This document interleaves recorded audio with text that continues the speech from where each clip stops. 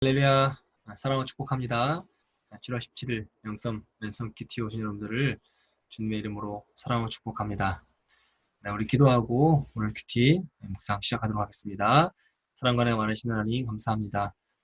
이사야를 읽어오면서 묵상하면서 하나님, 혹시 나는 남유다의 모습으로 하나님을 배반하거나 하나님의 마음을 아프게 하지 않았는지 다시 한번 돌아보는 저희들 되게 하시고, 우리에게 다시 한번 사랑의 마음으로 기회를 주셨으니 그 기회 가운데에 하나님과 더욱더 가까워지고 하나님의 마음을 알아가는 저희들 모두가 될 수 있도록 인도하여 주시옵소서. 감사드리며 거룩하신 예수님의 이름으로 간절히 기도합니다. 아멘. 잘 지내고 있죠? 네. 저는 감기를 걸렸어요. 코감기 걸려가지고 감기약 먹으니까 막 해롱해롱하네요. 네, 여러분 감기 조심하시고, 특별히 에어컨 이렇게 있는 데서 일하다 보니까 감기가 쉽게 노출되네요. 조심하시기 바랍니다. 오늘은 이사야 6장 1절부터 13절까지 말씀인데, 오늘 앞부분만 조금 살펴보려고 합니다. 오늘 6장 말씀을 묵상하기 전에 5장까지 이야기는 한마디로 이야기하면 이렇게 정리할 수 있을 것 같아요. 남유다 백성들이 하나님의 심판이 있을 거다라고 한 이야기를 이사야 선지자가 예언하죠. 경고하는 겁니다. 그리고 그 경고와 함께 뭐가 있을 것이냐, 여호와의 날에 하나님의 나라가 도래할 것이다 라고 하는 자, 그것이 예언이 담겨 있습니다. 누구에게요? 남은 자들에게, 하나님의 뜻을 따라 살아가는 남은 자들에게 하나님의 나라가 도래할 것이다 라고 하는 이야기가 1장부터 5장까지의 예언이기도 합니다. 오늘은 6장부터 볼 건데, 6장부터 1절에서 3절은 이사야에게 선지자로서 소명을 주신 모습이 나옵니다. 멋집니다. 내용이 이렇게 돼요. 이사야가 성전 위에 높이 들리고 스랍들, 천사들인데 스랍들이 에워싸 보좌에 앉으신 여호와 하나님을 본 시점을 밝히는 것이 오늘의 내용이에요. 당시 시대 배경을 먼저 이야기하면 좋을 것 같아요. 남유대 10대 왕이었던, 그리고 지금 이사야의 이렇게 주제가 되어졌던 그 왕이 누구냐면 우시아 왕입니다. 그 우시아 왕이 죽던 해에 발생한 일이에요. 그게 한 739년, BC 739년으로 추정하고 있습니다. 우시아가 어떻게 왕이 됐냐면, 부친이었던 아마샤가 우시아가 15살 되던 해에 죽어요. 그래서 15세 어린 나이에 유다의 왕위에 오르게 됩니다. 무려 52년 동안 이 남유다를 통치해요. 그런데 불행하게도 통치 후반부에 문둥병에 걸리게 됩니다. 그래서 고통스럽고 치욕스러운 삶을 살다가 병으로 죽게 돼요. 문둥병을 갖게 된 이유가 있어요. 우시아 왕이 통치 전반 그리고 중반에는 하나님을 굳게 신뢰하고 선지자 말씀에 순종하면서 이 블레셋과 암몬 등을 정복하고 블레셋 땅에 성을 건축하고 암몬 왕으로부터 조공을 받아요. 더 나아가서 애굽의 변방에까지 그 명성을 떨치는 아주 왕국의 기세가 하늘을 찌를 듯할 만큼 강성해집니다. 근데 문제가 이 강성해지자 교만에 빠지게 되는 거예요. 제사장 외에는 들어가지 못하는 성소에 들어가서 분향하려고 해요. 그것을 선지자 아샤라가 야 이거 죄야 라고 말려요. 근데 그 손을 뿌리치면서까지 분향하기를 고집해요. 그래서 그 순간 하나님이 우시아 왕을 치셔요. 그리고 그 결과로 이마에 문둥병이 생기게 됩니다. 그때부터 우시아 왕은 왕궁이 아니라 별궁으로 내려가서 성전 출입까지 제한당하다가 말년을 참 비참하게 지내다가 67세 나이에 세상을 뜨게 됩니다. 그럼 더 참조하고 싶으면 열왕기하 15장 1절부터 7절, 역대하 26장 1절에서 23절을 찾아보시면 더 자세한 이야기를 성경에서 찾아볼 수 있을 것 같습니다. 어쨌든 6장 1절을 보세요. 주께서 높이 들린 보좌에 앉으셨는데, 이사야가 본 환상이죠. 보좌에 하나님, 여호와 하나님께서 앉아 계시는 거예요. 이사야가 직접 봤을까요? 비슷한 이야기가 열왕기상 22장 17절 그리고 19절부터 23절 미가의 증언에도 나오기도 하고요. 욥기 1장 6절에서 12절에서도 나오기도 합니다. 하나님은 어떠한 존재예요? 실제적으로 물리적으로 육체가 없으세요. 우리처럼 이렇게 육체가 있으신 분이 아니죠. 하나님은 순수한 영이시기에 사람의 눈으로 직접 볼 수 없는 분이에요. 그런데 때때로 하나님은 당신의 종들에게, 특별히 인간들에게 자신에 대해서 확신을 갖기 위해서 인간 수준에 맞추어서 시각적 형상으로 나타나시기도 하는데, 그 본문이 오늘 6장 1절 주께서 높이 들린 보좌에 앉으셨다라고 하는 걸 이사야에게 보여주시고 이사야는 그걸 환상으로 보게 되는 거죠. 1절 본문의 주어가 주입니다. 히브리어가 아도나이 많이 들어봤죠? 여호와 하나님의 주권을 강조하는 호칭이에요. 인간 세상뿐 아니라 온 우주를 권능으로 주관하시는 여호와의 면모를 강조할 때 사용되는 호칭이 바로 아도나이입니다. 그런 능력의 주님이 높이 들린 보좌에 앉으신 것으로 묘사되고 있죠.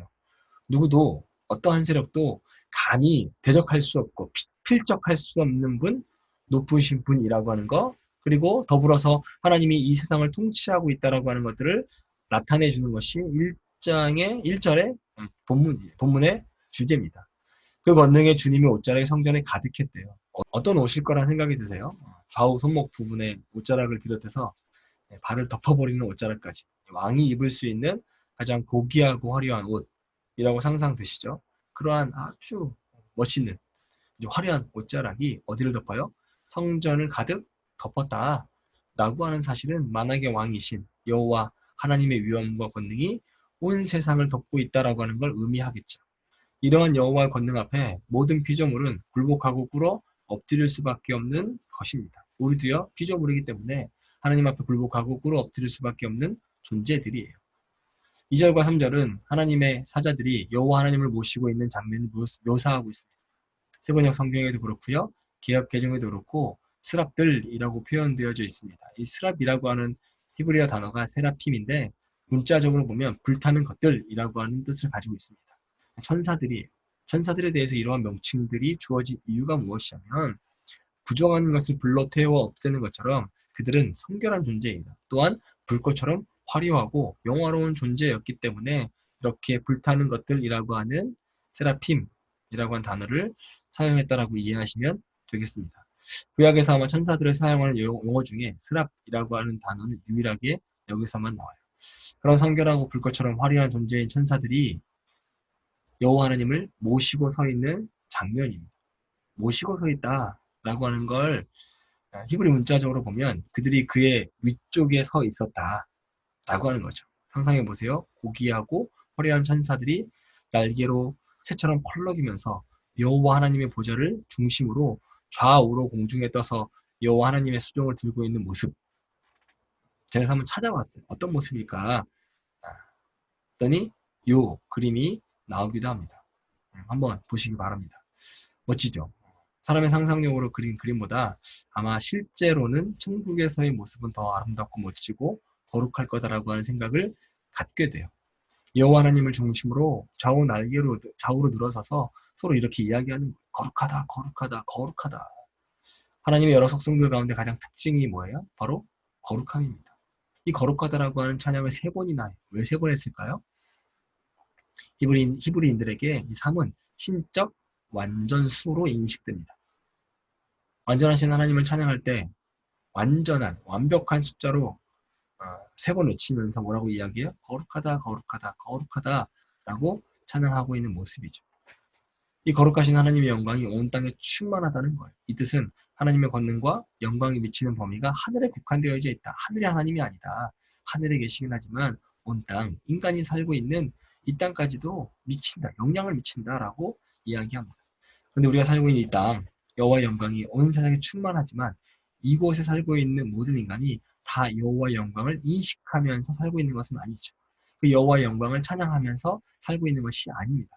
지금 남유다의 백성들도 그렇고요. 지금 우리도 그렇고 여호와의 말씀을 버리고 우상을 숭배하고 죄악을 추구함으로써 그 영광에 적절히 반응하지 못하는 삶을 살고 있는 것을 이 본문에서 지적하고 있는 겁니다. 그러니까 이 말씀의 진짜 뜻은 하나님의 영광에 전혀 반응하지 못하는 사람들에게 자신의 본분을 일깨워주고 찬양하는 사람으로서 본분을 일깨워주고 우리 역시 하나님의 거룩함을 따라 구별되어 살아야 한다라고 하는 이야기를 해주고 있는 것입니다. 하나님의 거룩함 없이는 하나님의 백성으로서의 정체성을 절대로 유지할 수 없습니다. 우리가 그걸 깨달아야 해요. 그래서 1절부터 4절까지의 큰 핵심은 우시아 왕이 죽어요. 왕궁의 왕이 없게 됩니다. 하시고 싶은 이야기가 무엇이냐면 왕궁의 왕이 부지할지라도 유다와 예루살렘의 왕이 없다는 것이 아니라는 거죠. 누가 왕이에요? 이스라엘의 왕 되시는 여호와 하나님이 내가 왕이다라고 하는 걸 깨닫길 바라는 마음으로 이 본문이 쓰여진 큰 핵심입니다. 높이 들린 보좌에 앉으신 여호와의 무한한 능력과 우주적 통치권, 그리고 흔들리지 않는 왕권을 상징하고 있습니다. 어떠한 존재도, 어떤 사건도 하나님의 드높은 보좌를 흔들 수 없다라고 하는 거죠. 우리가 주로 고백하고 있는 하나님이 바로 이러한 하나님이세요. 다른 것 의지하며 살아갈 필요가 없습니다. 혹시 다른 것들이 조금 부족하다고 걱정할 필요가 없는 것이죠. 우리에게는 온 우주 만물을 창조하시고 지금도 다스리시는 하나님이 우리의 아버지 되시고 우리와 함께 하신다라고 하는 믿음이 우리에게 있으면 됩니다. 오직 여호와 하나님만 믿고 의지하는 여러분이 되기를 주님의 이름으로 아주 축복합니다. 그 뒤에 5절부터 7절까지는 부정의 고백과 죄의 사함에 대한 내용이 나오고요. 8절부터 13절까지는 완악함과 그 결과에 대한 내용들이 나옵니다.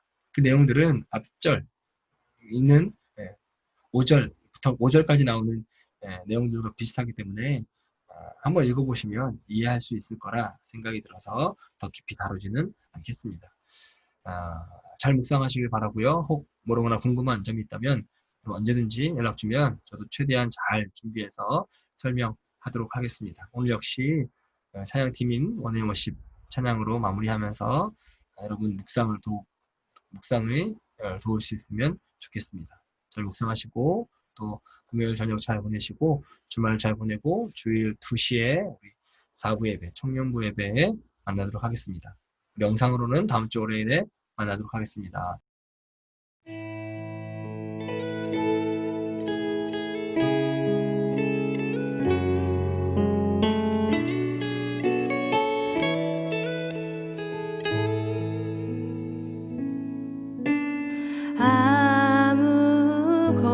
아무것도 두려워 말라. 주 나의 하나님이 지켜주시네. 놀라지 마라. 겁내지 마라. 주님 나를 지켜주시네.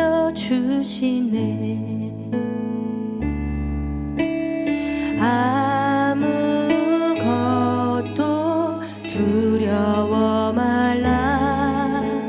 주 나의 하나님이 지켜주시네. 놀라지 마라. 겁내지 마라. 주님 나를 지켜주시네.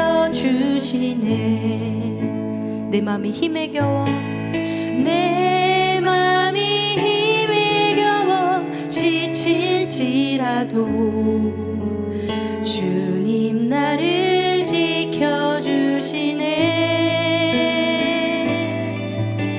세상의 험한 풍파 몰아칠 때도 주님 나를 지켜주시네.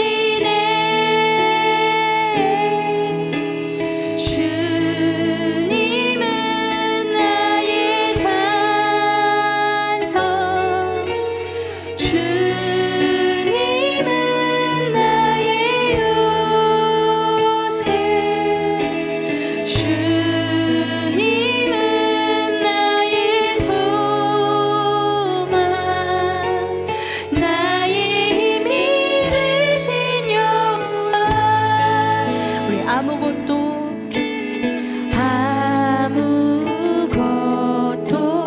두려워 말라. 주 나의 하나님이 지켜주시네. 놀라지 마라. 놀라지 마라. 겁내지 마라. 겁내지 마라. 주님 나를 지켜주신 내 맘이 힘에 겨워 내 맘이 힘에 겨워 지칠지라도 주님 나를 지켜주시네. 세상의 험한 풍파 몰아칠 때도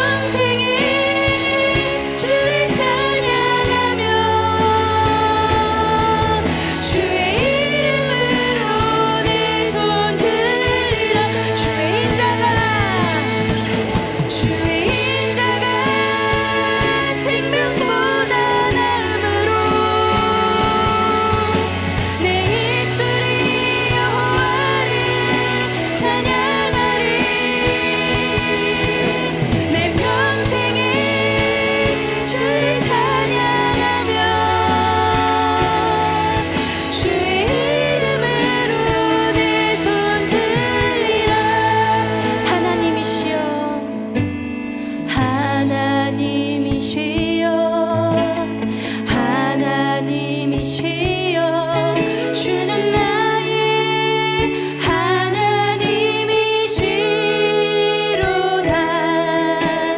나의 몸과 마음 주를 갈망하며 이제 내가 주께 고백하는 말 여호와는 나의 힘이요 여호와는 나의 구원이시니 죄가 누구를 두려워하리요. 여호와는 생명의 피난처시니 주의 인자가 생명보다 나음으로 내 입술이 여호와를 찬양하리. 내 평생에 주를 찬양하며 주의 이름으로 내 손들 우리 손 들고 찬양합시다. 주의 인자가 생명보다 나음으로 내 입술이 여호와를 찬양하리. 내 평생에 주를 찬양하며 주의 이름으로 내 손들 주의 인자가 생명보다 주의 인자가 생명보다 나음으로 내 입술이 여호와를 찬양하리. 내 평생에 주를 찬양하며 주의 이름으로 우리 다 함께 눈을 감고 기도하길 원합니다. 이 시간 우리의 힘이 되시고 구원 되시는 주님의 이름을 외치고 기도하며 나아갑시다. 아버지의 위대한 능력 안에서 우린 안전합니다. 예상했던 것이 오지 않는다고 실망하지 않고 예상하지 못했던 주님의 기쁨에 감사하겠습니다. 나를 회복하게 하시는 주님을 찬양하길 원합니다. 우리에게 영적 침체가 있더라도 다시 하늘을 보게 하는 주님을 믿게 하여 주시옵소서. 우리 다 함께 주의 이름 한번 외치고 기도하며 나아갑시다.